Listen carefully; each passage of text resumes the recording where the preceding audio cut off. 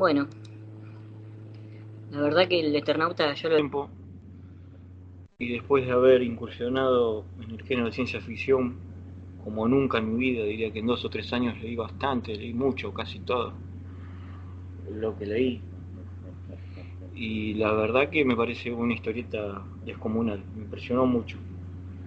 Me parece que lo que hablamos el primer encuentro es muy primario en comparación de lo que pasa en la segunda parte.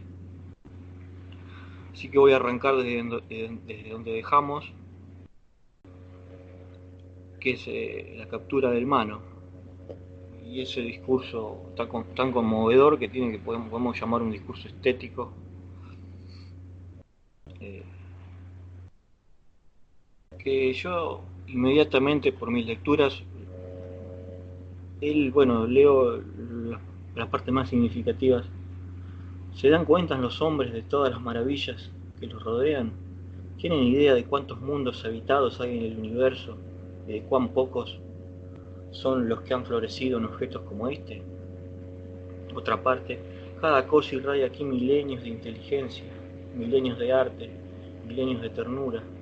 Lástima no tener tiempo para saber por qué ese recipiente es cilíndrico, por qué tiene molduras la pata de la mesa y por qué. Eh, no, a mí me parece casi una pintura exacta, o al menos en mis pensamientos, de lo que es la tecnología para un autor como Heidegger, ¿no? Tecnología guarda en sí misma toda la creación del hombre, y por el abismo, digamos, que se crea esto en la filosofía de Hegel entre el ser y el ente, entre aquello que vemos, tocamos y utilizamos, y el ser, aquello que deviene al ente, perdemos esa belleza, ¿no? Esa maravillización, llamémoslo así, es una palabra medio inventada que nos generan los objetos creados. Lástima, lástima que los hombres dan valor a lo raro, no aprecian lo que abunda, dice el Mano. Claro, son todas las cosas que nos rodean, no solo acá creo que el Mano tiene una cafetera, así que estoy pensando en los objetos creados. Voy a hacer como un punteo rápido, como es mi interés, para ir llegando al final. Hay una escena que me conmovió mucho, que es la escena de los pollitos, que dice todavía hay vida. A mí me retrotrajo a la lectura de Philip Dick, Sueñan los androides con ovejas eléctricas, que es bueno, que la película es Blade Runner, ¿no? Pero en la novela aparece este misterio de la vida, ¿no? Esta guarda de la vida como algo ya casi secreto en una nevada mortal, tras una nevada mortal. Bueno, después los Manos, unos personajes tan interesantes y complejos, esa glándula que ellos tienen, la glándula del miedo, que también remite a otras obras, en este caso anterior a la obra de Huxley, Un mundo feliz, el control de las emociones, pero al mismo tiempo uno no puede dejar de pensar en seres, digo, en el mundo humano, dice, somos esclavos del terror, dice el Mano. Uno puede dejar de pensar acá, sí, le hago lugar a un pensamiento político. Buen día. ¿Están Hola, ahí? buen día, Susana. ¿Cómo andas? Buen día. Acá sí digo, le hago lugar a un pensamiento político. Eh, Hola. Hola, y te estamos escuchando. Buen día. Cerrá la imagen, Disculpen mi Susana. tardanza. ¿Cómo Sí, andas? cierro Buen día. el.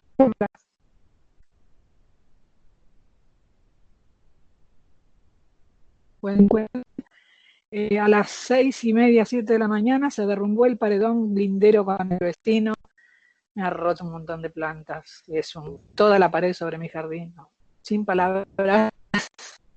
Sin palabras era crónica de una muerte anunciada, pero nunca me dieron pelota los dueños de la casa. Así que punto ahí. No sigo porque estoy medio cargadita. Bueno, ahora vamos aflojando con la escucha. Eh, Y lo que dice el Mano usa una frase tan contundente que dice: cuando no recibo órdenes siento miedo. Es tremenda esa frase, ¿no? Eh, y en el Mano como que se conjugan muchas características humanas, porque el Mano también es el ser sensible del discurso anterior. Y bueno, uno lo siente tan humano, ¿no? Tiene esa blandura del humano, que puede recibir órdenes, ¿no? Y al mismo tiempo sentir la belleza que recibe, pero controlados por los sellos a través de esa glándula, eh, que lo hace, digamos, diferente, ¿no? Y eso yo, este político, pienso en aquellos seres que apoyan, inclusive toleran y hasta gustan de vivir en dictaduras, ¿no? Esto de, repetía, si no siento órdenes, si no recibo órdenes, siento miedo. Eh, bueno, hay un momento, se producen más alucinaciones, el fuego, que es donde casi lo pierden a Favali, descubren que son alucinaciones, pero en ese momento la gente que está al mando del ejército, como que hay un agotamiento, inclusive la escena de como la dibuja Solano, esos rostros cansados de los militares, y el teniente mayor, no recuerdo el nombre, dice: bueno, ahora tome el mando quien quiera, dice. Y bueno, esto de que ya lo habíamos hablado la vez anterior, que los civiles son los que llevan adelante, ya a esta altura ni siquiera la guerra, es como una especie de guerrilla, y van encontrando en esa calle larga que toman, que dicen que es una trampa, todo el tiempo lo están notando, pero siguen por ahí, en lugares que son tan conocidos de Buenos Aires. Bueno, los hombres robots que también crean un dilema, por un lado crean un dilema ético para mí, que si matarlos o no, son hombres o no son hombres. Más adelante dicen que no, pero uno no deja de pensar que orgánicamente al menos lo son. De ahí pienso en la frase de Marx también: no saben lo que hacen, pero lo hacen, en la definición de ideología, ¿no? De hombres que actúan de una forma sin saber que pueden actuar de otra, o que al menos eso, no quiero decir que la ideología tenga que ver con una teledirección o algo así, pero sí con actitudes que son rígidas, específicas, ¿no? Otra escena muy conmovedora es cuando van al subte y Favali convence al Mano, ¿no? Le muestra su debilidad. Están como tantas veces en el sitio atrapados, parece que no pueden salir, y encuentran una forma. Favali le muestra que es un ser manejado, que no es tan inteligente como cree, que esa capacidad que tiene de controlar no es la verdadera,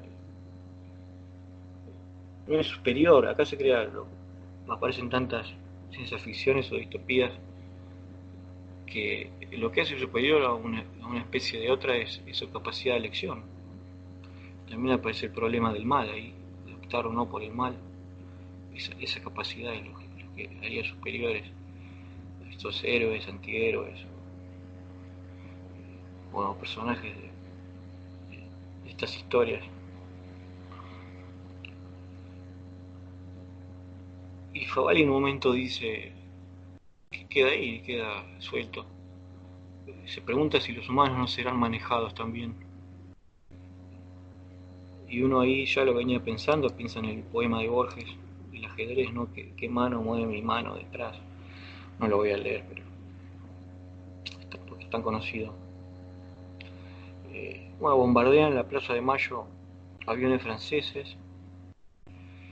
Ahí también se tiene un pensamiento del momento político, porque poco tiempo antes había bombardeado la Plaza de Mayo.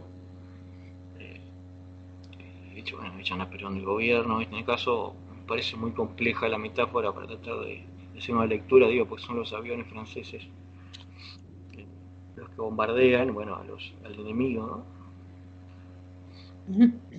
En esto de la lectura, que a medida que avanzaba, se me hacía muy difícil, la vez anterior hablábamos con Facu de la metalectura, pero inclusive la metalectura es difícil, porque la metalectura implica que uno va atando cabos y la va proponiendo, es decir, inclusive la metalectura es difícil con esta segunda parte de la historieta. Entonces me preguntaba como una especie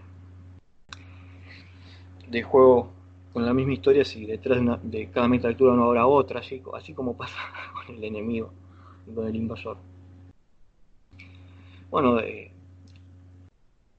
se produce la destrucción de la central, tiran una bomba atómica que ya había sido...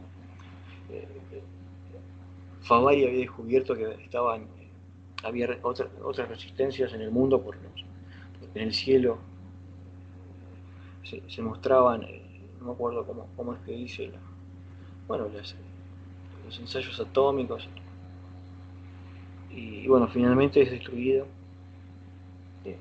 el centro de Buenos Aires mientras ellos están escapando por una bomba atómica. Bueno, ahí en cierta forma uno piensa, bueno, murió el invasor, vuelven a la casa de Juan. Juan dice, parece mentira que podamos volver a la normalidad, ¿no? En algo que nos resulta hoy tan cotidiano. Y ahí pone la radio y empiezan a escuchar, después de varios minutos, que la radio dice, atención, atención, las diferentes zonas liberadas del mundo. Y bueno, dicen que en Argentina en Argentina Central, está en la provincia de Buenos Aires, creo que dice Santa Fe, Entre Ríos y Buenos Aires, Junín, Rojas y Pergamino. Y bueno, y empiezan a hacer los preparativos, ya con Martita y Elena como personajes añadidos a la historia, porque prácticamente tienen poca, salvo en esta parte final, poca participación. Y bueno, ocurre lo que sabemos, ¿no? Van a la zona liberada, la nieve arrecia, y allí descubren que es un engaño más. Y uno dice, bueno, esta historia no termina más. Y uno dice, bueno, es como que la historieta enseña que uno debe vivir en sospecha permanente. Bueno, los hombres robots, otra vez, Faval y Franco son transformados en hombres robots, y ya al final, ¿no?, entran en una nave, salvo con Elena y Martita, y hacen el viaje en el tiempo. Juan lo hace solo, aparecen ahí en una especie de planeta, un planeta desierto. Un humano le dice que está en el Continuum 4, que es en vano gritar, pero no puede buscar a su familia, pero sí está a salvo de los sellos. Bueno, pone en marcha la cosmosfera, y eso es lo que hace funcionar la máquina del tiempo. Bueno, el humano le habla otra vez en un discurso muy conmovedor de la solidaridad con otras especies del universo, de las otras especies inteligentes. Bueno, y ahí un poco termina Juan, ¿no? Juan. Y vuelve el Eternauta con el escritor. Quien le pregunta por su búsqueda, bueno, le dice que todo pasó en 1963 y ahora se están en el 59. El Eternauta sale corriendo, se encuentra con su esposa e hija, y acá habría como una especie de paradoja temporal, porque el Eternauta reemplaza a Juan, quien es el protagonista de la historia que contó. Entonces la historia volvería a empezar, ¿no? Y acá me interesó hacer algo muy cortito, ya que es algo que investigué, leí lo del eterno retorno, o de la idea de tiempo circular, de la repetición. Escribí algo, no es corto, porque no encontré demasiadas interpretaciones de esta parte. eh, desde la forma que lo contó Nietzsche, el eterno retorno no es mera repetición de eventos por agotamientos de la cantidad de materia universal finita en un tiempo infinito. Esa es la hipótesis científica.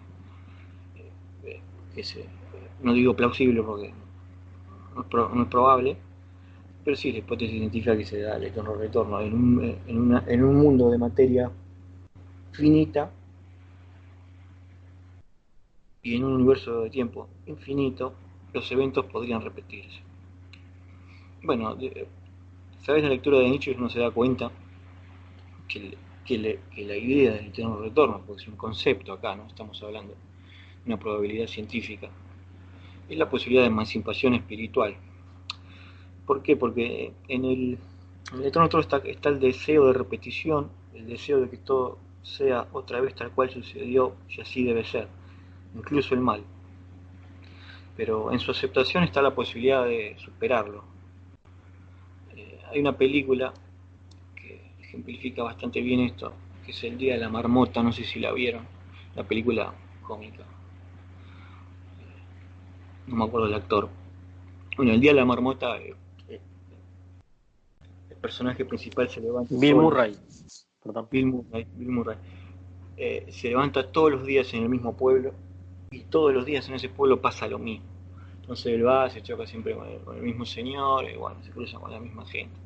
No, cree que se está volviendo loco, ¿no? Se levanta suena el despertador todos los días a la misma hora. Bueno, y él descubre, esto que yo le estoy haciendo una interpretación directamente, no estoy contando, no voy a contar la película. Él descubre que, que tiene que hacer acciones determinadas para que esa repetición se detenga. Bueno, es eso, ¿no? Es esto, ¿no? Uno tiene que empezar a accionar en la repetición para que esa repetición se vaya modificando. Bueno, y finalmente creo que no está lejos de Platón. O sea, ¿qué pasa con las reencarnaciones? Estamos hablando ya en los griegos de un tiempo efectivamente circular, pero ¿cómo se detiene el karma y las reencarnaciones? Bueno, lo detiene el sabio, ¿no? O sea, es la sabiduría aplicada a la vida la que detendría esas reencarnaciones. Si no, bueno, puedo reencarnar de acuerdo a cómo hayas portado en diversos seres. Y bueno, y también pensé en Camus, busqué, bueno, el mito de Sísifo, a ver qué dice Camus. Sísifo, un mito, siempre levanta la misma piedra, una y otra vez. Y nuestro amigo Camus dice, uno debe imaginar a Sísifo feliz de hacer su trabajo. Eh, o sea, feliz de esta repetición. Bueno, ya cierro acá mi lectura y les doy lugar a ustedes. La verdad que me encantó esta relectura aquí, que para mí es casi una lectura inicial. ¿Quién quiere comentar?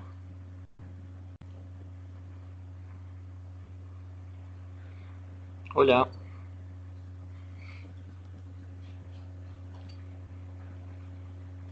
Vamos que nos quedan 25 minutos.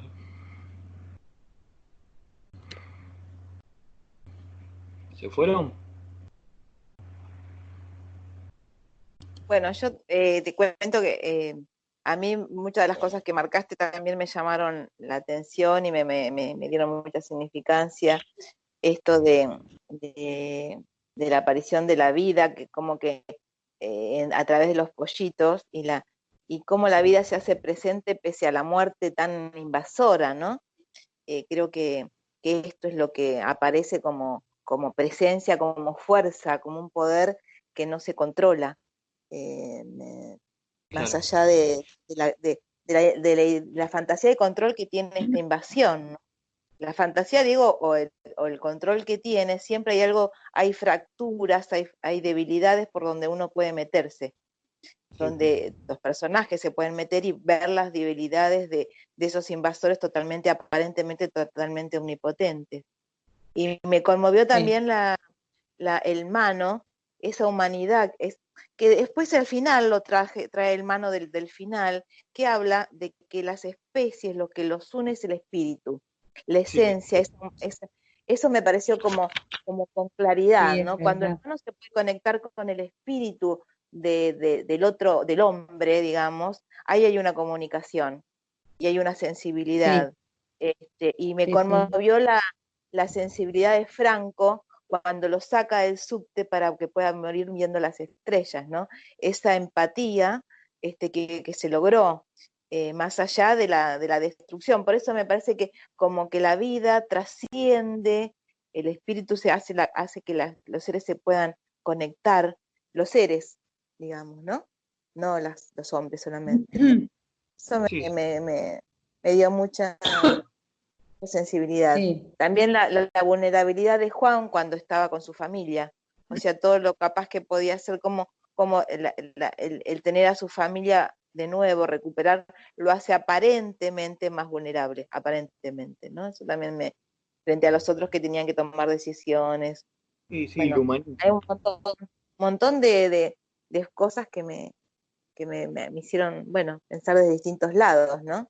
Y otra cosa también, dejo ya también para que sigan hablando, el miedo que decías de los manos, cuando hablan el miedo es es una forma de control, el miedo en las sociedades, el miedo hablan mismo frente a la pandemia, que el miedo es una forma de debilidad, de vulnerabilidad. Entonces, cómo los distintos gobiernos, los distintos lugares de poder establecen el miedo como una forma de control y de dominación. Cuando podés superar eso, seguramente aparecen las posibilidades de superación y de rescate, qué sé yo, ¿no? Eso también me hizo pensar muchísimo en estas campañas que yo no sé hasta dónde nos ponen el miedo como una forma de tenernos en casa, controlados y aceptando renunciar a nuestras libertades, ¿no? Sí, sí, yo no lo había pensado eso de nuestro miedo actual. Sí, lo doloroso es que el humano no puede superar su miedo, ¿no? ¿No? claro. Y casi está como en el limbo entre lo que es y lo que puede seguir. Eh, sí, ¿quién más?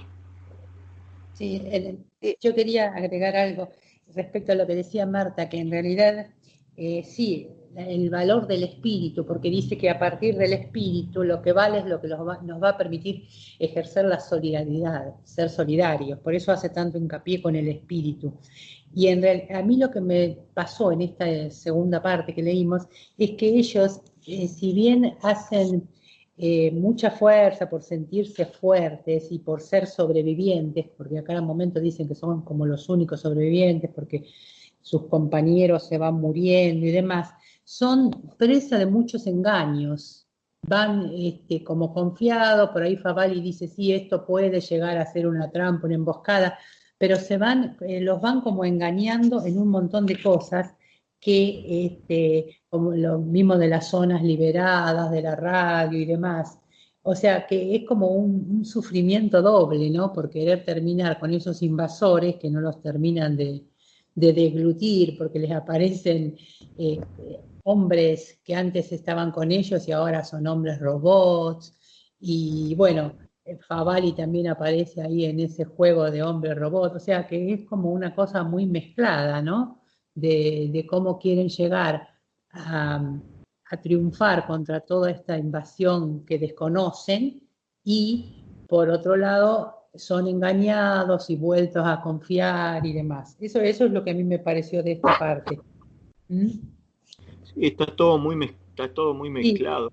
Como que sí, sí, uno- ya en la segunda parte la idea de la guerra como que se cae un poco, o sea, lo bélico sí, de la historieta deja de tener su importancia y todo pasa por lo que sucede en la interrelación entre los personajes principales, Franco Favalli, Juan y después aparece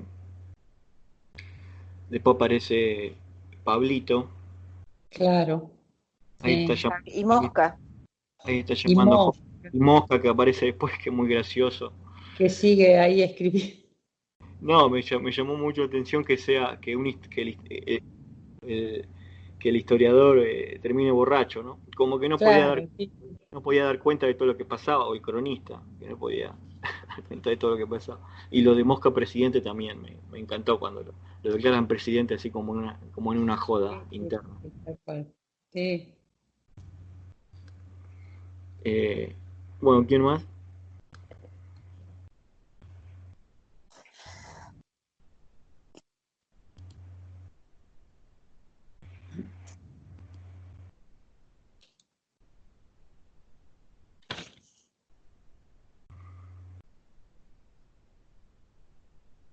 ¿Alguno más? No, yo me Yo quería decir con respecto a esto de que los engañaban, es como que a cada pequeña victoria que tenían la sucedía una derrota, algo malo pasaba, me parece que hace el clima de toda la historia que paso a paso no te deja relajarte. no te deja ni un O momento. no, se va poniendo cada vez más densa la situación y leyendo un poco el ensayo de Moraín, él dice, es como hace una comparación con un equipo de fútbol que está empatando todo el tiempo y se da cuenta que si sigue empatando va a descender, o sea, eh, nunca van a lograr vencer a los ellos de esa forma. Paso a paso van perdiendo, los van engañando, en fin, no te podés relajar en ningún momento. Claro. Hola, Jorge, un segundito, a ver. Hola, Jorge. Sí. Hola, Jorge, ¿me escucha?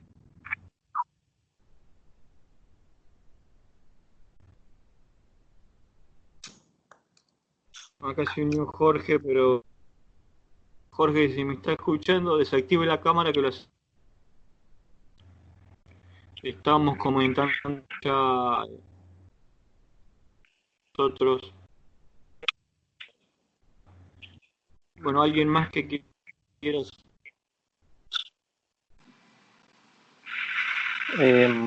No sé, ¿voy yo? Sí, dale. Bueno, yo voy a empezar un poquito al revés de lo que vos planteabas. Vos hablaste del tema de esto, ¿no? De la idea del eterno retorno, de la posibilidad de la repetición a partir, digamos, en un tiempo infinito, un conjunto de materia finita, digamos, que se reordena y de alguna manera la probabilidad de que se repitan los eventos. Yo Es ahí, improbable. Es por eso improbable, en realidad. yo creo que no, digamos, creo que ese no es el enfoque porque lo dice el Mano, digamos, cuando Juan se escapa en la máquina del tiempo, digamos, claro, en la máquina del tiempo, digamos, en la cosmonave, él explica justamente la idea de los continuos, ¿no? De las dimensiones paralelas y le dice que hay infinitas. Es decir, ¿qué quiere decir?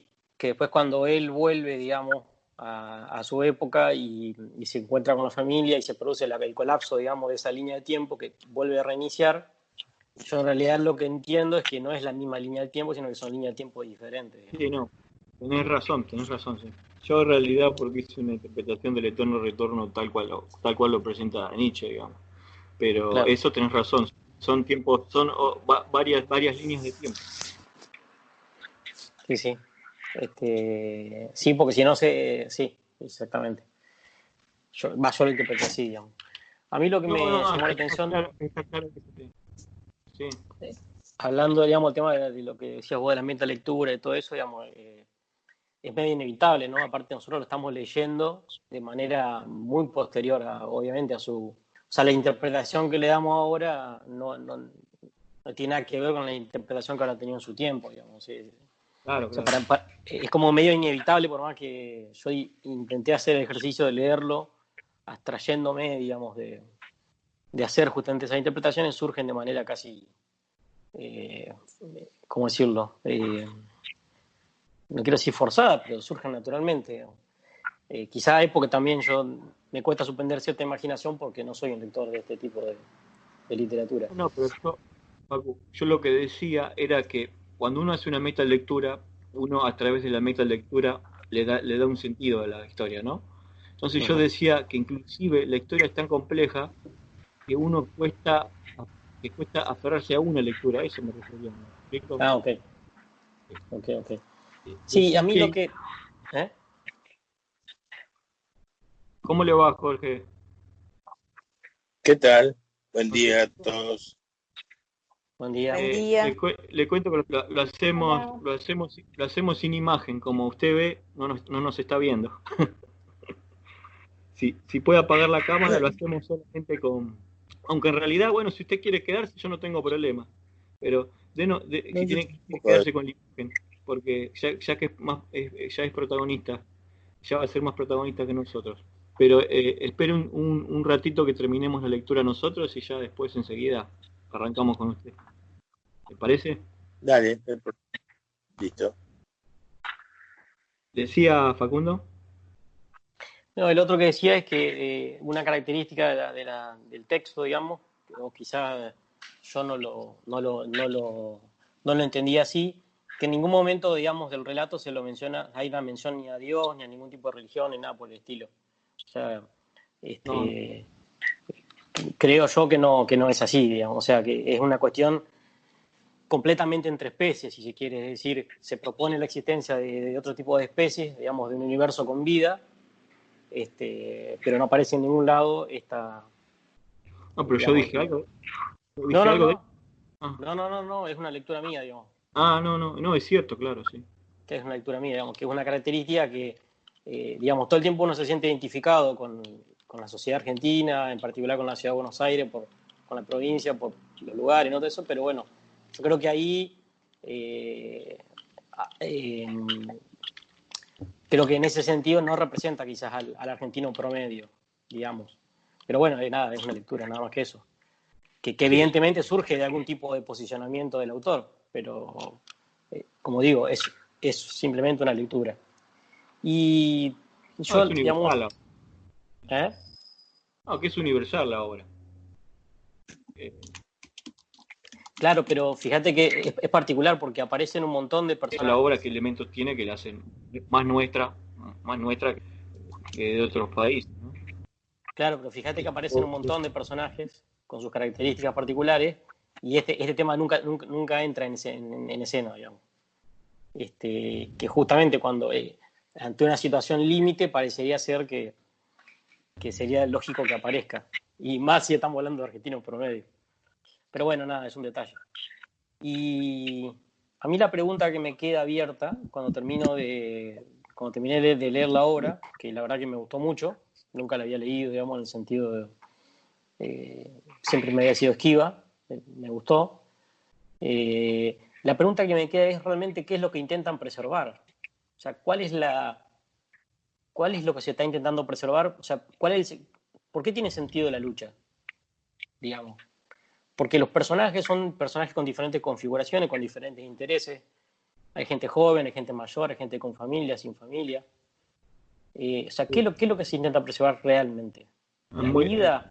Sí. ¿La forma de vida? ¿La libertad? O sea, ¿cuál es el atributo? Es muy interesante eso que planteas. Pero al final el Mano, cuando están en el planeta, que viaja en el tiempo, creo que él le habla de la lucha. Ustedes deben luchar, dice, para vencer a los sellos, que son los cómicos, sí, etcétera. O sea, parece que lo que le da sentido a la lucha es la lucha misma. O sea, es muy interesante porque no hay razones dentro de la historieta que parecen, salvo, Elena y Martita, lo humano mínimo que Marta comentaba, pero no hay una razón trascendente de lucha. Parece que la lucha o la búsqueda, el Eternauta es un buscador, ¿no? La lucha de la búsqueda es que le da sentido, parece.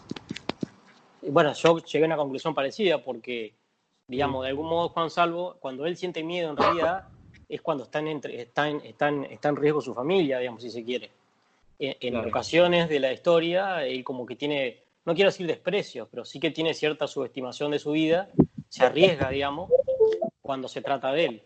Pero cuando se trata de su familia es completamente diferente. Entonces, bueno, eso fue algo que me quedó abierto, nada más, digamos. Sí, pero está muy... ¿alguien más quiere comentar?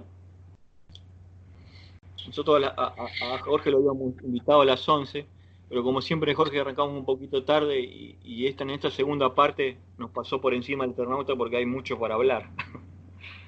Hay mucho para hablar. Lo único que quisiera decir, Juan, es lo siguiente. Que en la pregunta que crea incertidumbre, ¿no? ¿Por qué lo hacían?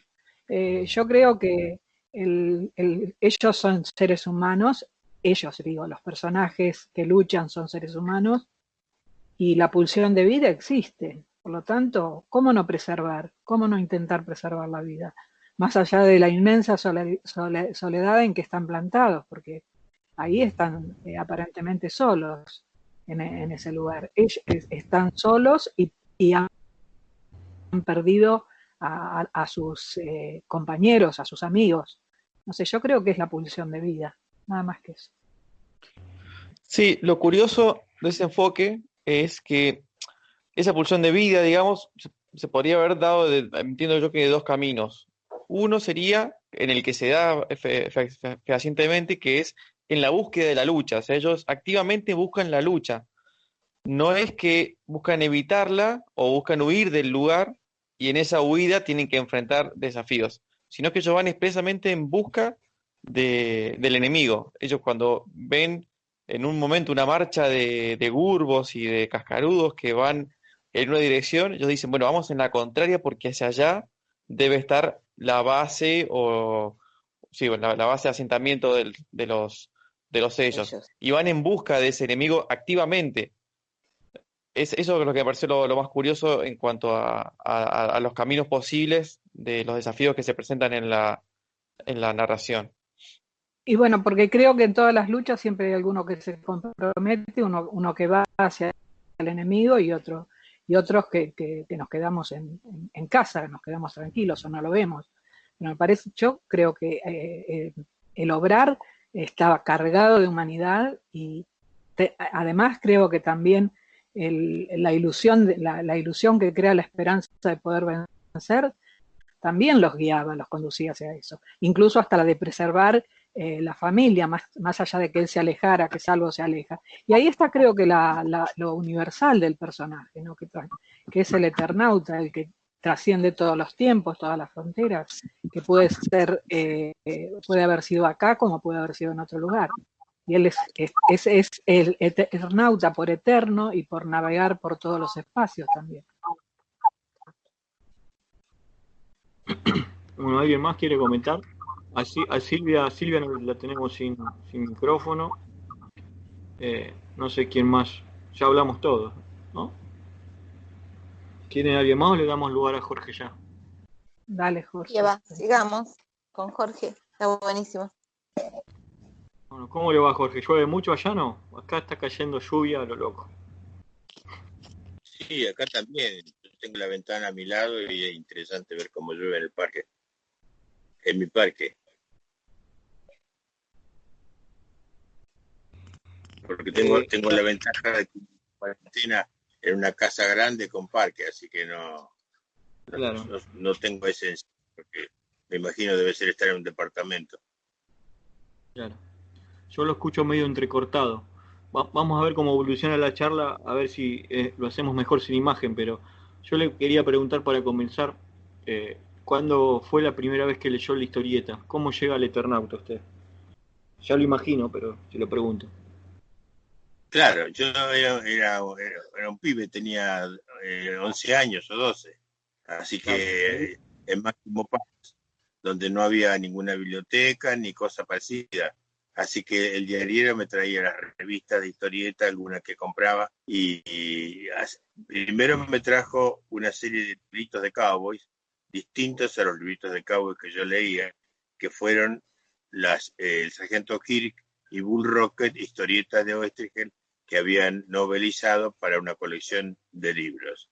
Inmediatamente después empezó a salir Acero y Frontera, y eran historietas absolutamente distintas. Y después a continuación salió el suplemento semanal y venía el Eternauta, que era una cosa de engancharse toda la semana desesperadamente a ver cómo seguía. Y usted tenía 10 años cuando la lee en la primera tirada, digamos, en tiempo real, digamos. Claro, yo tenía, a ver, 12 años tenía. Y a partir de esas lecturas fue que yo dije, voy a hacer esto toda mi vida, y lo he hecho. ¿Y usted recuerda qué sentía, o sea, a los 11 años con esta historieta que tiene tanta complejidad? ¿Recuerda qué sentía, más allá de lo que hizo después? ¿Qué le generaba? Creo que en ese momento lo que predominaba era el suspenso, ¿no? Era un Claro. suspenso como el suspenso de todas otras series que escuchábamos por radio en esa época, o que veíamos ocasionalmente en el cine, que se hacían series continuadas, que había siempre un suspenso, una emoción constante, y acá pasaba lo mismo. No, desde luego no teníamos ninguna lectura posterior, era una cosa, en ese momento era una cosa inmediata. Claro. ¿Alguien le quiere preguntar? Hay varias personas que ya lo conocen acá, salvo los que no son cañuelenses directos, que son cañuelenses recientes.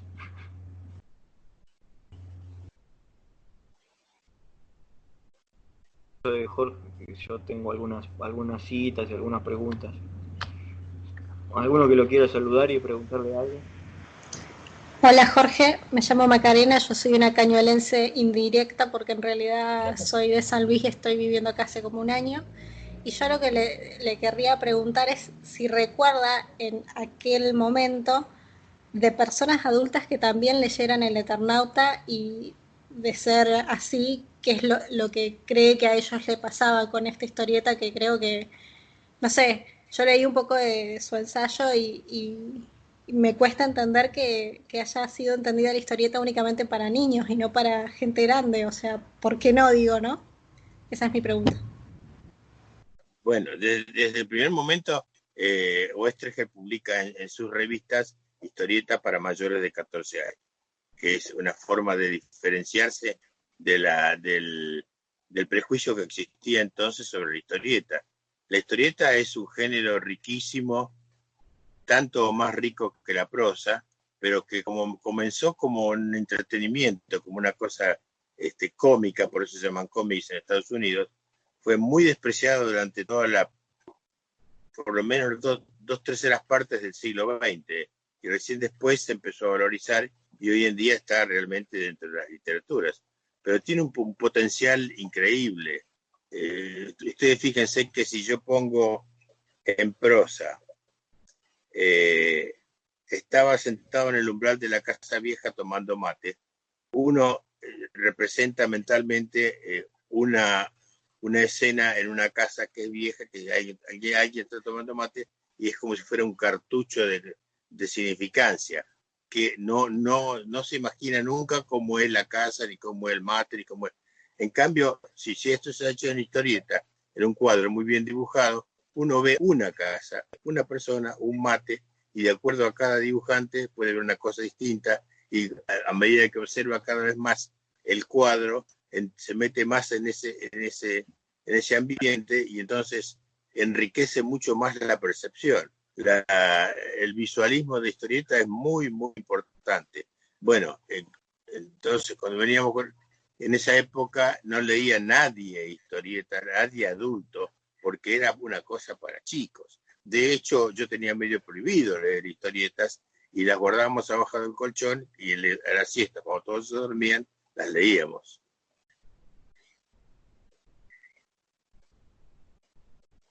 Wow, nunca hubiese pensado que la historieta como algo prohibido. Bueno, gracias Jorge. Sí, no, tal vez no prohibido, sí, bueno, hay pedagogos que han escrito grandes notas sobre la nocividad de la historieta porque perjudica la mente dúctil de los niños. Pero además Jorge, también pasa con los libros, también pasa con ciertos libros. Es decir, que no está tan lejos de muchas imágenes que se tienen de qué pasa con ciertos libros, cómo se los esconde, o ese libro todavía no, la mirada del adulto sobre la cultura, ¿no? Que siempre ha sido muchas veces represiva. Es decir. Bueno, ¿alguien Sí, más? bueno, pero la historieta era una cosa, era basofia, han dicho directamente, ¿no? Meterse a trabajar como historietista era una especie de rebeldía hacia la sociedad en ese momento.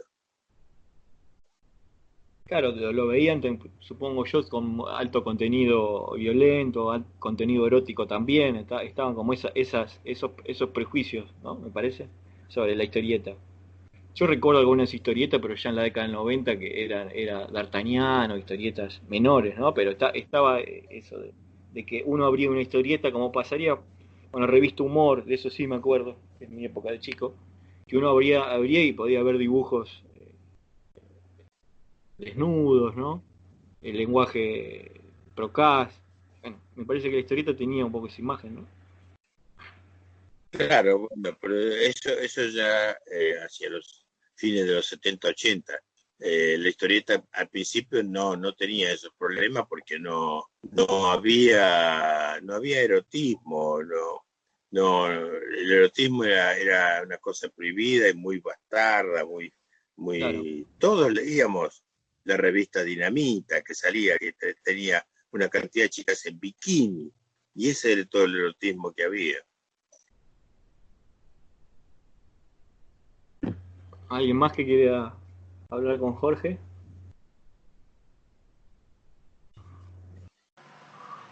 Bueno, buen día Jorge, mi nombre es Facundo Piris, yo estoy hablando de Entre Ríos, soy un ex cañuelense, que me sumé remotamente al grupo. Usted en el ensayo, yo lo leí, digamos, disculpe si la lectura no fue muy profunda, pero lo leí, digamos, y traté de responder las preguntas que me surgieron al leer El Eternauta. Usted en un punto habla del significado, ¿no? Habla o sea, hace una interpretación o da se manifiesta sobre cuál es el significado de la historieta, y también habla de la cuestión premonitoria. Yo recién, anteriormente a que usted entre en la conversación, me preguntaba, digamos, digamos, teniendo claro el concepto de obra abierta, ¿no? Y de que hay mucho espacio para la interpretación, o sea, ¿cuál es su lectura digamos, de la motivación de los personajes? O sea, verdaderamente, ¿qué es lo que intentan preservar? O sea, hay todo un contexto de lucha, hay un contexto, digamos, de mucha emotividad, que usted también lo plantea en el ensayo, ¿no? Que se apela al recurso emotivo, pero yo no termino de interpretar, digamos, si es que existe, capaz que no existe, quizás justamente es parte de la apertura de la obra. ¿Cuál es la búsqueda? O sea, de qué, digamos, o sea, por ejemplo, me pregunto, para Juan Salvo está claro, porque Juan tiene familia, digamos, de algún modo uno podría interpretarlo por ese lado. Después están los soldados del ejército que ven la lucha más como un deber, digamos, ¿no? Después está el joven que tiene todo su futuro por delante y sin embargo es muy temerario. Después está Favali, que digamos que de algún modo todos se entregan a la lucha, se enfrentan a esa situación y la atraviesan, pero yo no termino de interpretar si hay alguna manifestación concreta en la obra sobre lo que intentan preservar. Esa sería la primera pregunta, digamos. Pero me parece una búsqueda de interpretación rebuscada, porque lo que presenta la obra es una lucha por la supervivencia, es una resistencia a un invasor que empieza, su primer acto es matar a casi todas las personas. Entonces, ¿uno qué puede hacer? No solamente no se va a quedar encerrado ahí hasta que se le acaban los víveres, tiene que salir a ver de qué se trata. Ese es el motor, digamos, de la historia, de todo su avance. Es lo que uno además se plantea como guionista. Se plantea una situación límite y la forma lógica de salir es con la resistencia. Eso es una resistencia que por eso yo la comparo con las sucesivas resistencias que hemos tenido ante nuestras desgracias. Claro, es una resistencia, sería la definición más corta. Sí, y por conservar la vida, o sea, ¿no? Claro, claramente. Hasta un invasor que acaba con la vida, esa es la lucha. Claro, supervivencia de la raza humana, de la sociedad.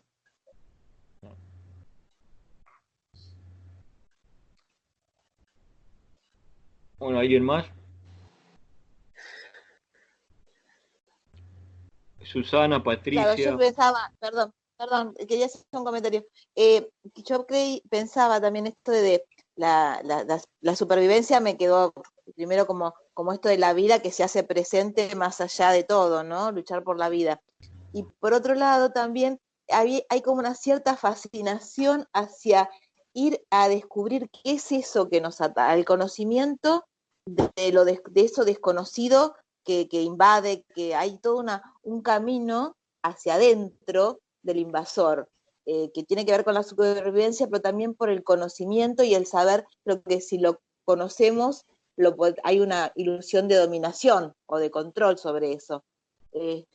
Cada avance que tenían de conocimiento sobre cómo era cómo eran los cascarudos, cómo eran los manos, cómo sus debilidades, también le daba un cierto poder frente a tanta debilidad a los que resistían. Pero está en la Fíjate naturaleza que, del humano eso. Exacto. claro, y además te digo, ella está describiendo perfectamente lo que está pasando ahora. Tenemos un enemigo sobre el que estamos resistiendo y estamos investigando constantemente hasta llegar a saber qué es para derrotarlo. Es exactamente la misma situación de ahora. Tal cual, sí. Y Favalli esa sería... es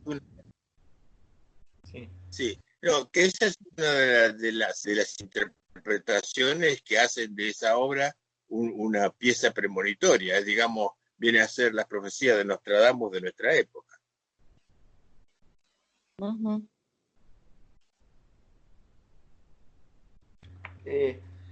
Yo para entrar ya en el tema argentino y para relacionarlo con algo que nosotros fuimos trabajando, que esto me viene al pelo lo que usted escribe acá, voy a leer el ensayo.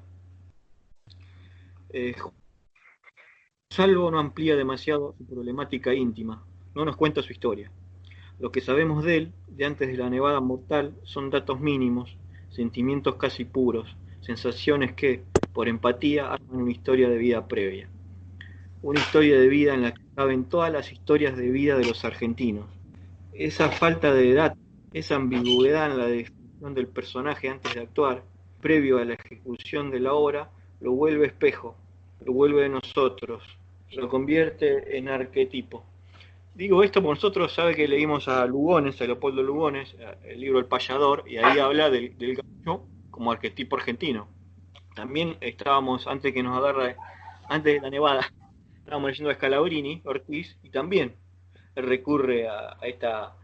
en realidad Scalabrini habla del espíritu de la tierra, es una imagen un poquito más filosófica, pero también es esta idea de que hay en cada argentino, digamos, está la posibilidad de ser de todos los argentinos, por decirlo de alguna forma.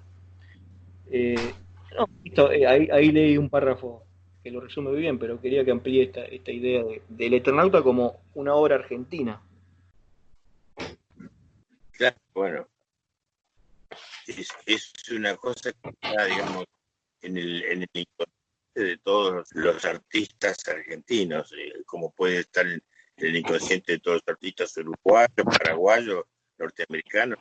Cada país ha formado unas personas y esa persona no está aislada de la sociedad, de modo que cuando escribe algo, escribe desde su nacionalidad interior, digamos, una cosa así, qué sé yo. No es posible hacer una obra absolutamente fría y escéptica o internacional. Cada uno escribe desde su punto de vista. A veces hay que considerar desde dónde escribe, en qué país está, esas cosas, pero Oesterheld es un escritor argentino, muy, muy argentino. Claro, sí, que aunque uno no lo haga consciente, como dice usted, y acá creo que es una obra ya del orden más del inconsciente, es esa vida que nos rodea, es como que nos penetra, ¿no? Claro, además hay otra cosa, yo propongo en los cursos cuando doy que al final de saber cómo se hace una historieta, qué sé yo, uno se ponga a pensar qué dice una determinada historieta, porque siempre tiene un sentido, un trasfondo, que sin duda nunca es puesto a propósito por el escritor o el dibujante, por el historietista. como en cualquier obra literaria. Nosotros Tal estamos cual. hablando de obra literaria. Claro, es Él es significativo también, sí.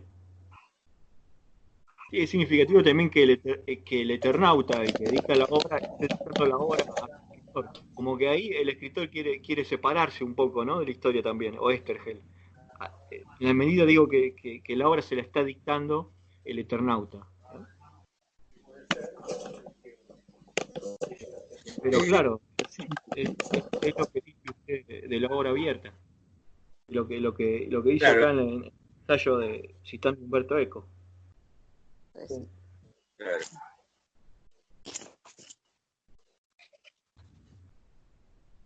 Bueno, ¿alguien más? Yo Ahora, tengo algunos. ¿Eh? sí, sí. ¿Alguien más quiere comentar? Yo tengo algunas citas más, pero para darle lugar a alguna inquietud de ustedes. Yo le quería preguntar si hay algún tipo de influencia, digamos, me refiero en la temática. Hay una obra del principio de los 50 de Isaac Asimov que se llama El fin de la eternidad, que también se trata ¿no? de un personaje que en realidad es de una organización, bueno, que viajan a través del tiempo para ir modificando la realidad. Bueno, en fin, hay toda una, una propuesta, digamos, de ficción, de ciencia ficción detrás de eso. Lo que pasa es que a mí me llamó la atención, digamos, me resonó de algún modo si habría alguna conexión entre esa historia, esos personajes y este Eternauta, digamos. O sea, podría haber algún tipo de influencia concretamente. Sin ninguna duda, sin ninguna duda. Oestergel, aclararemos, es un geólogo, pero muy, muy aficionado a la lectura. Según la esposa Elsa, leía cualquier cosa en cualquier idioma y todo lo último que conseguía. Y además estuvo activamente trabajando en la revista Más Allá de la Ciencia y la Fantasía, que fue la primera revista de ciencia ficción argentina, donde se presentaron los mejores autores y además información científica de primer orden. Fue una revista disruptiva que bueno, yo tenía 14 años, así que, o menos, no, 11 años cuando empezó a salir Más Allá. De modo que a mí me dio vuelta la cabeza, como a todos los que lo leímos. Y Oestes, que estaba atrás de eso, leyendo todas esas cosas, incluso supongo que traduciendo y seleccionando. Eso no lo tengo claro porque solamente tenemos un indicio de algo que me dijo a mí Boris Spivakov, que Oestergel hacía casi todo Más Allá. Ese es prácticamente el único dato que hay. Y a partir de eso él intentó reproducir, sobre todo se dice que la influencia principal es del Día de los Trífidos de John Wenham, donde la gente, hay algo que pasa en el espacio y la gente queda ciega, entonces hay unos pocos sobrevivientes con vista y actúan en ese ambiente absolutamente muerto, que es lo que también le entusiasmó a Lucrecia Martel, que hizo la primera versión, iba a hacer la primera versión en cine, que fue El silencio de una Buenos Aires sin nadie. Curiosamente la estamos viendo ahora, ¿no? Es una cosa así. Sí, ahí justo cuando se cortó, usted mencionó la obra El Día de los Trífidos, ¿no? Porque me parece que se cortó esa parte. A mí se me cortó. En la obra, la influencia de Oestergel, El Día de los Trífidos mencionó, ¿no? Sí, así es, sí. Sí. El Día de los Trífidos. No, el encuentro anterior vimos, yo leí una nota de Pablo Capana que yo le comentaba el otro día en la conversación que tuvimos a solas por Skype, y él también menciona a Robert Heinlein, a una obra de Robert Heinlein. Ahí lo marca como una influencia también de otra. No me acuerdo el nombre de la obra. Y bueno, y Facundo dice Asimov, así que serían muy, muy variadas las influencias que podía haber tenido, ¿no? Claro, los autores de ese momento eran Asimov, Heinlein, Jack Vance, hay un grupo que formaron, digamos, el inicio de la gran ciencia ficción que después, que empezó en los años 30 por ahí, después se prolongó y es hoy en día también, que también empezó como una literatura marginal, ¿no? Como la policial. Claro, sí. Sí, Capana habla de eso, que el Eternauta está como en dos literaturas marginales, bueno, que es la ciencia ficción y la historieta, ¿no? En dos géneros Claro. marginales, que por eso tardó tanto la valoración crítica de la obra. Ahí, ya que usted nombró a Lucrecia Martel, eh, justo yo tenía marcada acá una cita para preguntarle sobre el Eternauta en cine, qué pasa con esa posibilidad. Y leo su ensayo Bueno, también. Siempre, no, así comentamos, siempre está bueno leer esto. El Eternauta constituye una epopeya, es lo que decíamos de la Gauchescu, ¿no? ¿Acaso nuestra más grande epopeya nacional después de Martín Fierro? Esa, repito, epopeya criolla la convierte en uno de los picos de nuestra literatura y la máxima en el género. Aristarain y una larga cohorte de cineastas ha padecido de hambre de filmación de esta historia, desde hace mucho. ¿No es este el lugar para hablar de la película? ¿Acaso humildemente podamos contribuir al análisis previo que deberán realizar quienes sean su director, productor, actores, etcétera, etcétera, respecto del significado de la obra cumbre? Bueno, acá sintetizo un poco qué sería filmar El Eternauta. Ah, bueno, ahora salió esta posibilidad de Netflix, que parece que se está haciendo, no, la están terminando, no lo sé. claro, no, supongo que estará todo parado, porque iban a tardar 2 años y recién las anunciaron, el director está elegido, y bueno, hay que ver cómo la toma, de qué forma. De todos modos, como alguien dijo, creo que en la sesión anterior, hay pedazos del Eternauta que aparecen en montones de películas, pero no es casualidad. Es que los muchachos en Estados Unidos se han documentado leyendo el Eternauta, que recién el año pasado salió en inglés, de modo que era una literatura secreta a la que se le podía echar mano tranquilamente. Claro. Sí, sí, tiene elementos muy avanzados para la época. Sí, uno ve un montón de películas. En retrospectiva, fácil decir tal cosa está acá, pero hasta uno se imagina la película El Día de la Independencia, que fue una película del principio del siglo XXI, toda esta especie de fiebre apocalíptica del principio del siglo XXI, que el Eternauta también lo tiene, ¿no? Claro, Soy Leyenda, la última también es tal Claro. cual. Y no, y usted hizo, le decía esto porque usted hizo, bueno, hizo teatro, hizo El Viajero de la Eternidad, se llama, ¿no? La obra de teatro que la representó. También Así es. trabajó con, eso le quería consultar para el final, pero no sé si alguien más tiene alguna pregunta. Con respecto a la prosa, a pasar en prosa, no me queda claro qué historieta de Westergel es la que usted pasó a prosa y está inédita, o la adaptación que Bueno, hace. cuando el Eternauta tuvo muchísimo éxito y apenas terminó de salir, en ese momento estaba muy mal económicamente, que parece que los imprenteros lo engañaban. Hubo muchos imprenteros que quedaron con la editorial.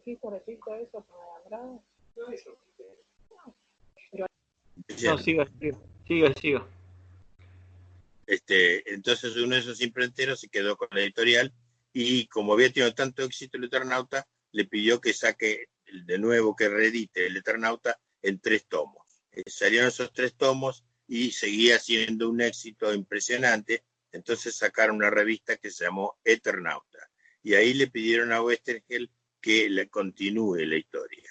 Westergel escribió 2 episodios donde el Eternauta, en esos viajes que se supone iba a tener, llega a Hiroshima y llega a la erupción del Vesubio, y después ahí continúa la historia original del Eternauta. O sea, se le vuelve a aparecer a Westergel, pues ya es todo esto en prosa. Se le vuelve a aparecer a Westergel en su casa, y recuerdan juntos el relato anterior de la gran invasión. Y ahí hay otra cosa premonitoria, donde Westergel escribe: sentí ruido en el cuarto de al lado, eran mis hijas que estaban durmiendo, y pensé en el horror que podían haber vivido. Recordemos que tuvo 4 hijas y las 4 las secuestraron, las desaparecieron. Bueno, eso aparte. Eso está mal escrito, porque está escrito a la disparada. Se ve que a Oesterheld andaba saltando de un lado a otro tratando de ganarse el pan, porque la viuda me dijo que estaba muy mal económicamente, muy mal, y entonces hay partes que faltan, hay partes que se olvidan, y de repente la revista se vino abajo y cerró y quedó inconcluso. Después se publicó un libro, está publicado por Coligüe, esa recopilación de esa parte en prosa, que no tiene mucho que ver con la historia original. El Eternauta Juan Salvo cae en el delta, donde hay una zona donde no nieva y hay una resistencia, y hay varias luchas entre los hombres robot y varios aparatos raros, y al final, de todos modos, viene a Norteamérica y se los lleva a Norteamérica porque están organizando una resistencia allá, y cuando llegan a Nueva York, cae una bomba atómica y destruye Nueva York, los capturan, los mandan al espacio donde va a haber una lucha con otros sobrevivientes, y ahí se acaba la historia, se corta ahí. Y en el año 2007, Solano López, que es el dibujante original, me contactó para que pasara esa prosa a 80 páginas de historieta y en 10 páginas más la terminara. Bueno, es un trabajo que se hizo, que lo dibujó Carlos Baroselli, un gran dibujante de Rosario, pero después murió Solano y hay algún problema con el editor, no sé de dónde, qué sé yo. Estos días hubo una polémica porque eso sigue inédito, está inédito. El trabajo del dibujante es grandioso y algún día lo veremos. Sí, está bien. Y respecto, usted en el libro hace un recorrido, una valoración sobre los diferentes Eternautas. Bueno, el Eternauta de Breccia, además del Eternauta, el que leímos nosotros, el primer Eternauta, usted tiene hecho, digamos, como decir, bueno, esto tiene también valor, por acá se puede seguir, o directamente no hay que seguir porque el Eternauta 1 es lo mejor. Digo, para seguir leyendo, si tiene algún sentido leer los otros Eternautas. Bueno, en el sentido de compararlos, o sea, la segunda parte, que a pesar de que salió esa parte en prosa que sería la segunda parte, pero bueno, la que se llama segunda parte es la que hizo en los años 70 para Ediciones Récord, en un momento en que él ya estaba como agente de prensa de los Montoneros y andaba desaparecido, disfrazado, con peluca, con barba, escondido en el Tigre y escribiendo a veces por teléfono, pasando los guiones por teléfono. Y toda esa historia de Eternauta no tiene mucho que ver con lo original, digamos, en el sentido filosófico y humano, porque es más guerrillera que otra cosa. Hay mucha muerte y al final ese Eternauta viene a ser una especie de superhéroe. Ahí eso es una cosa que le escribió a pedido del editor, que quería seguir ganando plata con el Eternauta. De hecho, cuando desapareció, el editor le pidió a un guionista italiano que hiciera otra historia y la dibujó un poco Solano, el resto mi hermano, con el dibujante Oswald que hacía los lápices, y es una historia que no tiene absolutamente nada que ver con el Eternauta, que le ponemos otro personaje y es lo mismo. Bueno, acá iba. Y después, años después, otro guionista, Roberto Barreiro, lo continuó, o sea, no, lo continuó, digamos, como que volvía al Eternauta, y hizo un par de episodios y murió este muchacho, y así que otro lo completó y quedó una cosita ahí, que bueno, es como un homenaje que se llama Audio Cósmico. Después, posteriormente, Solano volvió al país a fin del siglo pasado y decidió retomar toda esa franquicia, digamos, y primero publicó unos episodios que tampoco tienen mucho que ver sobre esos viajes supuestos que hacía el Juan Salvo, y después empezó a continuar, digamos, la historia original con guiones de su ayudante y bueno, ahí quedó una especie de terminación pero que son todas complementos que no hacen la historia original.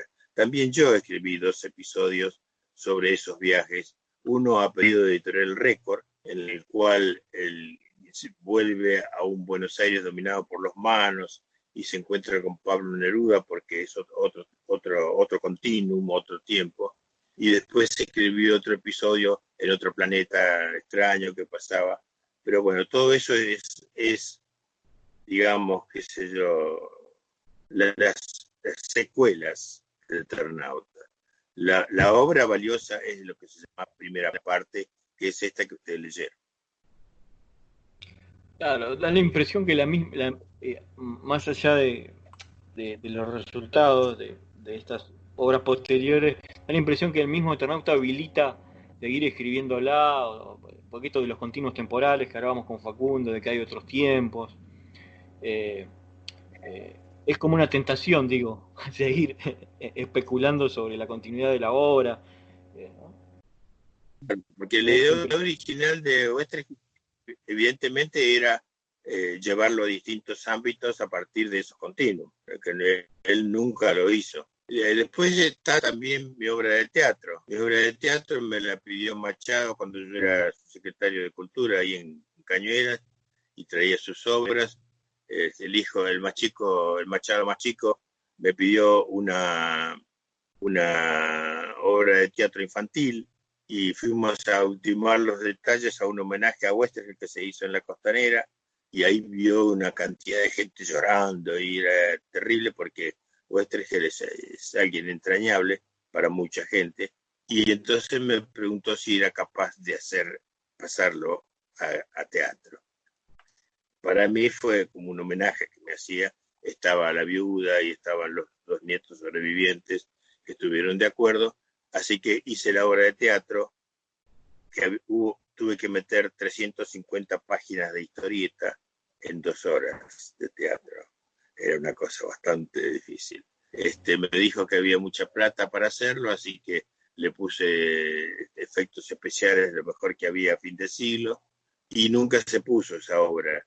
Finalmente la mandé a un concurso en La Plata, en la provincia de Buenos Aires, donde saqué el 3er premio publicación, y a partir de ese libro, que es de Corregidor, se ha puesto en algunas escuelas y algo así, y a partir de ahí el director en ese momento del Teatro Argentino de La Plata me llamó para ponerla en el 2007, pero en una versión minimalista, en la que yo estuve en todos los ensayos colaborando con el director para sacarle todos los efectos especiales y hacer una obra donde la humanidad es lo que prima. Y bueno, tuve que también cambiar un poco la historia porque en el Eternauta original no hay mujeres, Martita y Elena, nomás que prácticamente una chica que por ahí la mata, después Franco. Entonces sí que tuve que poner una mujer en la versión de Brecha, que es con la revista Gente, Oestres, que reemplazó al chico que saca del sótano por una chica. Entonces yo tomé esa chica y la hice combatiente, guerrillera, entonces va con ellos al frente. Bueno, toda esa historia. Eso se puso en el Teatro Argentino de La Plata en el 2007, 10 funciones. Claro. Sí, eso me llamó la atención, la falta del lugar femenino en la historieta, ¿no? Y prácticamente además Martita y Elena, que se ven reducidas casi a objetos Sí, son de palo. Es muy limitada la participación. Es la época.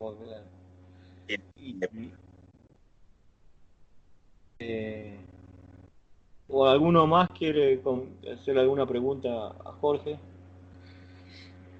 Patricia, Susana, que no sé si tenía algunos problemas ahí domésticos, no sé si la tenemos. Patricia, está también Nacho, el hermano de Macarena, que Nacho, también estás en San Luis, vos, ¿no? Yo También, te he escuchado Sí, atentamente, todavía no sé. Jorge. Hola. Sí, sí, Hola. Susana. Sí, hola. ¿Qué tal, Jorge? ¿Cómo te va? Te he seguido atentamente, muy interesante, me recuerdo cuando leíste en el Seminario de Derechos Humanos del año 95 el ensayo, que lo leíste en el transcurso de esa jornada, que fue muy interesante. Y creo que me diste una copia que la debo tener guardada en alguna caja secreta de ese texto tan profundo que estaba en papel de copia hecho y escrito a máquina común, no era de teclado como ahora. Así que te Computadora agradezco mucho necesita. tu Y qué participación. coraje, ¿Cómo? aprovecho para decirte qué coraje que tuviste, porque fue una cosa muy disruptiva, la primera vez que se habló de derechos humanos en Caño del Amor. Fue grandioso eso. Fuimos unos cuantos, no fui yo sola. A mí me tocó en ese momento estar en una función pública, pero en realidad lo empezamos muchos meses antes, un grupo de personas por iniciativa de Tito Arias, el camarada Tito Arias. Así que eso no hay que olvidarlo. Y bueno, y ahí nos fuimos uniendo gente. Repetimos, fue en Camarada el, Tito Arias el también. 1995. Fue en 1995, el 15 de diciembre de 1995. Yo hacía 10 días que era subsecretaria de Cultura y el seminario lo veníamos armando desde 3 o 4 meses antes, y en esa comisión inicial, los que primero nos juntamos con Tito, que nos llamó para invitarnos, estaba Maruca, Ana María Sabatier, Benca Pérez, la hija de Tito, Telma Martínez, y hay este muchacho que está en ATE, Micheli, que era muy, muy compinche con Tito. Y la verdad que trabajamos maravillosamente, la convocatoria fue fabulosa, un hermoso recuerdo. Pero hubo muchos protagonistas de eso, y muchos que hicieron los contactos, porque tuvimos desde contactos a través de Maruca con todas las organizaciones de derechos humanos, como ayuda para impresos de la Cámara del Congreso de la Nación, a través de González, que es un empleado dentro de la Cámara, que a veces lo cruzo en la combi, sigue trabajando en el Congreso, o sea que hubo muchas manos, fue una... cuando se puede decir de esto que fue un trabajo solidario, concreto, sin prejuicios, en donde distintas posturas políticas pudimos participar mano a mano, súper interesados. A mí me costó algunos dolores de cabeza partidarios en su momento, porque había rechazo de eso. Y también había rechazo que se usara el teatro, pero bueno, se superó. Y lo que queda es un buen recuerdo, que es lo mejor, la participación, la presencia de gente que sufrió esta cosa tan terrible de la dictadura, la presencia de madres, de los antropólogos forenses, de León Rosichner, bueno, Graciela Fernández Mejide, bueno, no, me voy a olvidar de alguno. Jorge, por ahí te acordás. De Jorge mismo, que fue el que leyó su ensayo. Sí, Laura Bonaparte vino, ¿no? Laura, por Madres de Paso de Mayo. Laura, y no recuerdo quién era la otra madre que vino acompañando, pero la que habló fue Laura Bonaparte, que tenía también una historia dolorosa y que nos toca porque su hija fue hallada en el camino de Esmata, ¿no? La asesinaron ahí. La función de teatro de que hablaba en La Plata fue auspiciada por la Comisión de Derechos Humanos de La Plata, y estuvieron las madres de La Plata también ahí en ese acto. Aparte de Elsa Westergel y sus nietos, y estuvo de Cañuela muy poca gente, porque a último momento no conseguimos el micro. María Elía Torti.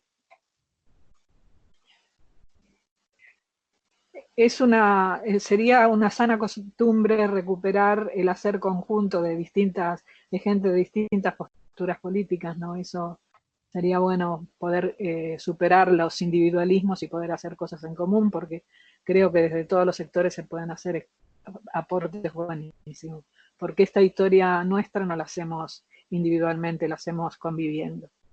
Quería decirte algo con respecto a ese personaje Salvo, a ver si coincide, Jorge, esto, que yo lo siento un poco a Salvo en su lucha y en su cosa, en su vida cotidiana, en esa casa confortable donde vivía con su mujer, sus amigos.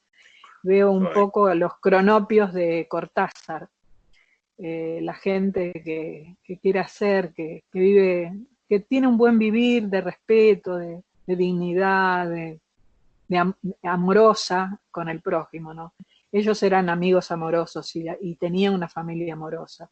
Y creo que ese mismo amor, como experimentamos los que estamos acá en nuestras vidas cotidianas, también conduce a la lucha en la defensa de lo que uno cree, ¿no? Y por eso los riesgos que se corrieron. Claro, así es.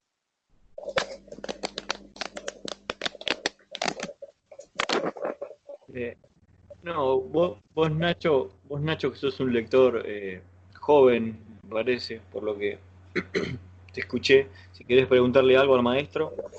Vos estás en San Luis, ¿no? Realmente más que hacer una pregunta, estoy completamente asombrado con toda la sabiduría que se está diciendo acá. Estoy absorbiendo tanto de una... que hace poco releí el Eternauta. Es asombroso, es como mucha más información de lo que yo había podido sacar por mi cuenta. No tengo nada que preguntar, simplemente estoy asombrado. ¿Qué edad tenés, Nacho? Tengo, aunque mi voz suena mucho más de joven, tengo 18 años. Ah, está bien. Ah, pues sos muy viejo, Nacho. ¿Estás allá A ver cuándo nos podemos juntar y abrazarnos realmente? Sí, con esta situación está un poco ¿Estás en San complicado. Luis? Nacho, ¿estás en San Luis? Sí, yo vivo en San Luis. Capital. Sí, en Capital.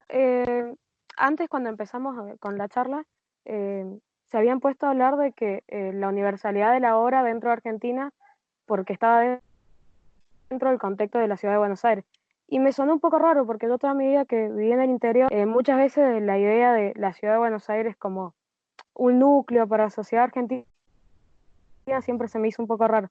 Quería saber la opinión de usted respecto a esto, de ustedes respecto a esto. Hay que hacer una obra federal, un Eternauta federal. Hay un dibujante de Río Negro que hizo una versión donde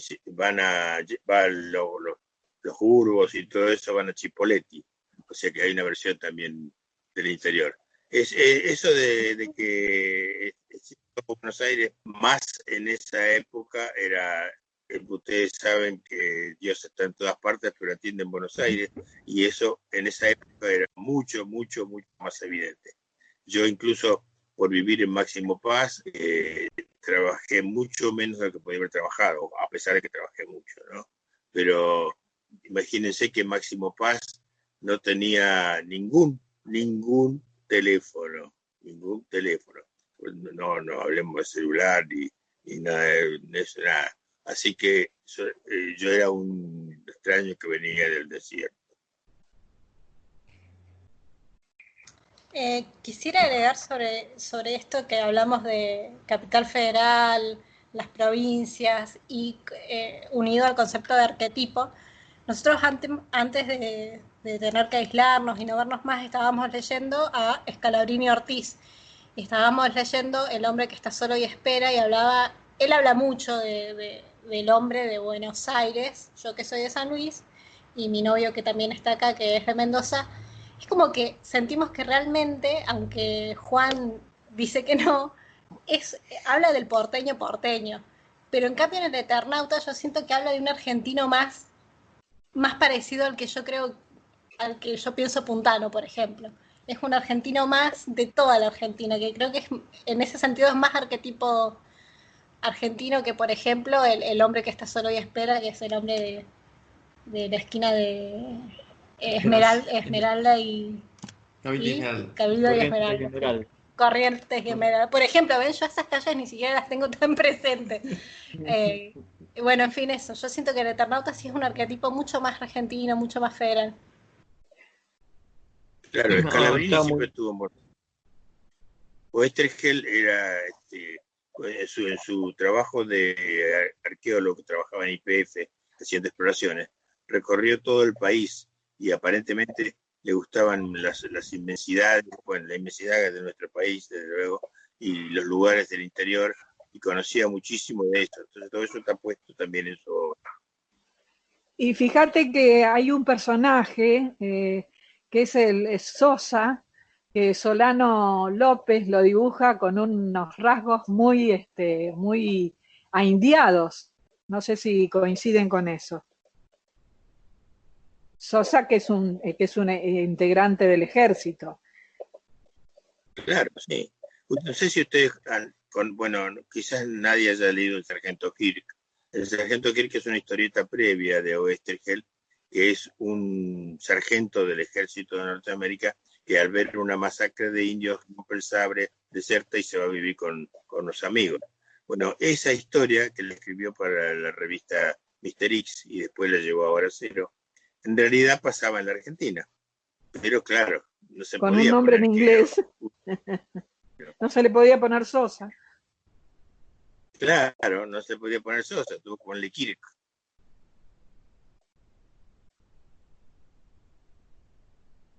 Pero siempre desde el principio, Oesterheld conoció la problemática argentina, los pueblos del interior, los pueblos originarios y todo lo que había en eso, y era profundamente sensible a todos esos aspectos. No, es realmente, bueno, fue mi maestro.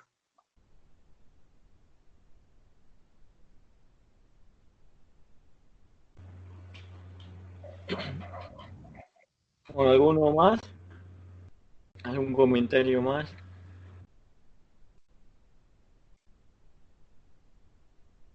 O ya lo vamos despidiendo a Jorge y nos vamos despidiendo nosotros.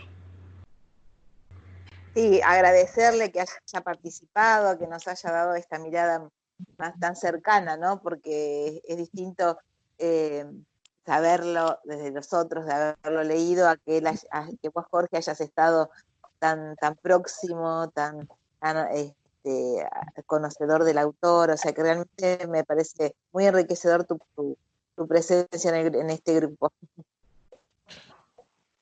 Bueno, gracias. A propósito, te voy a aclarar que era mi héroe admirado, mi mentor, digamos, Oesterheld, y un día en una editorial de segunda línea donde yo trabajaba, apareció Oesterheld. Y yo en ese momento estaba en una buena posición, estábamos incluso por sacar una revista, y Oesterheld me desplazó, pero era mi maestro. Y a partir de ahí fue mi colega. Yo nunca fui su amigo, lamentablemente, porque era un hombre muy reservado, pero trabajé con él. Y cuando sacó Ediciones Récord la primera edición del Eternauta en libro, primero salía en fascículo, después en libro, me pidió por favor que le prestara mi colección de esos 3 tomos que salieron, porque él sabía que yo lo tenía y no había otra forma de donde sacar los dibujos. Así que toda esa primera edición está basada en mi colección, que nunca me devolvió, pero me dio una nueva edición donde hay un autógrafo de Oesterheld. Es famoso que los libros no se devuelven, los libros prestados no se devuelven, caíste en esa. Se dice que es boludo el que lo presta y boludo el que los devuelve. Sí, dice que la un dicho.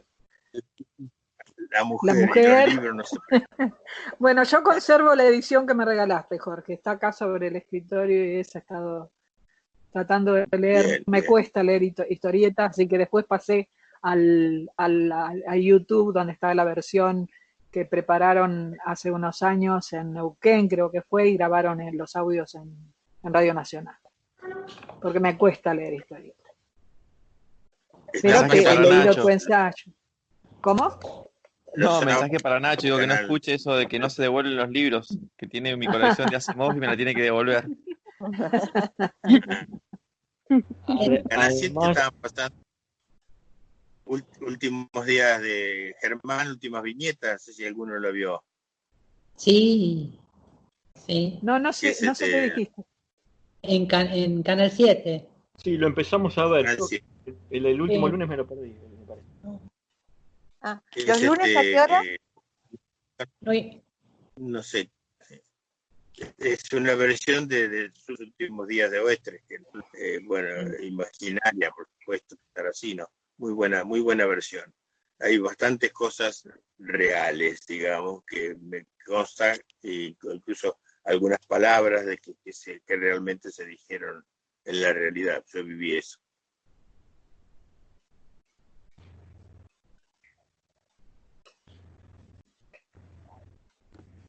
¿O alguno más, gente? No, No, muchas gracias por la realmente- participación.